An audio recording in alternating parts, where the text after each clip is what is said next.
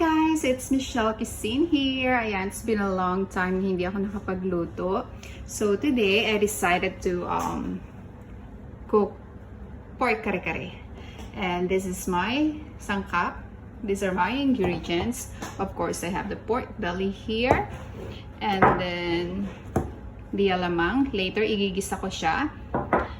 I have the creamy peanut butter, the eggplant and pechay, of course the kare-kare mix, and then the onion, bawang, and the green sili. Yung sili kasi gagamitin ko sa paggisa ng alamang.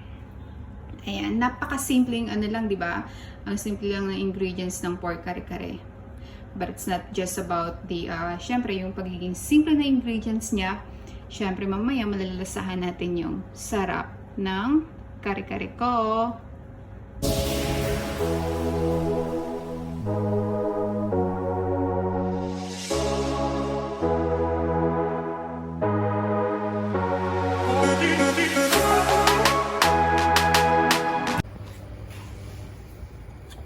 Okay, so let's begin to fry the pork belly.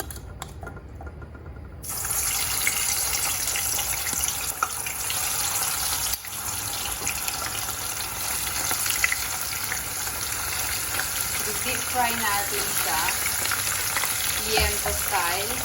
Liempo kare-kare.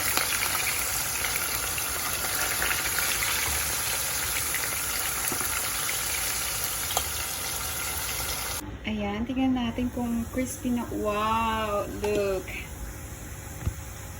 Look at the porky. Ayan, di ba? Crispy na siya.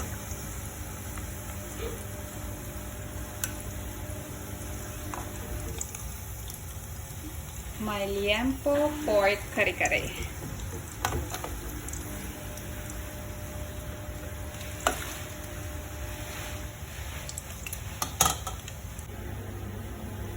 Alright, so luto na yung liempo ko.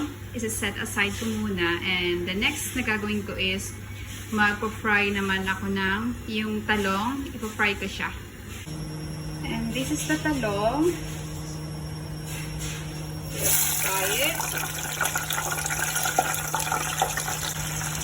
Doon ko na rin siya rinay sa pinaglutuan ko ng baboy. Okay, so ayan na yung talong ko. Na-fry ko na siya. Ayan. So I have now the pork, the fried talong, and i-steam ko naman yung pechay. It's time to boil the pechay.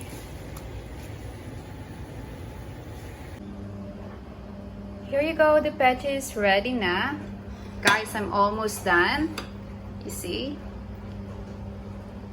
Now, gagawa na ako ng gravy for the kare-kare. Ayan na. I-mix ko na dito yung kare-kare mix, which is the Mamacita mix. Go guys, my kare-kare mix. I'm using Mamacita's kare-kare mix for my first kare-kare. Sana sponsor next time. Stir natin siya.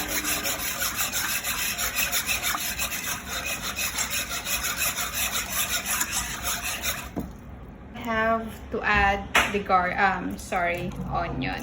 Then ibo-boil ko siya for about siguro 5 minutes until na kumulo na yung itong gravy ko, sauce.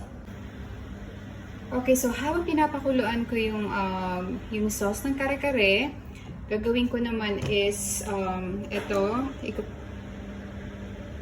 tutunawin ko yung peanut butter para after I can mix the peanut butter na dun sa pinapakuluan ko. 1 cup of water lang. Since kailangan ko lang din naman i-mix tong peanut butter, so I just use 1 cup of water. And guys, inubos ko yung 340 grams of creamy peanut butter. Coat ko na siya.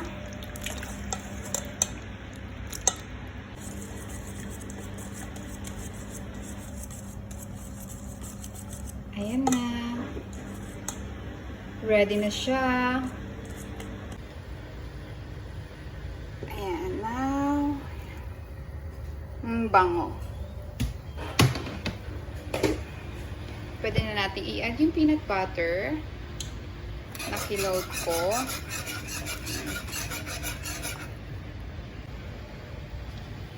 I'm adding the peanut butter now. Ayan.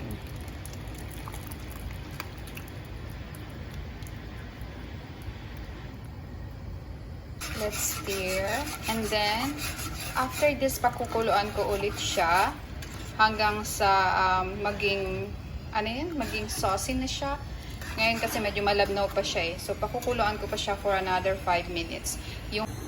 Meanwhile, habang hinihintay kong maging okay yung sauce ng kare-kare ko, magigisa ko ng alamang.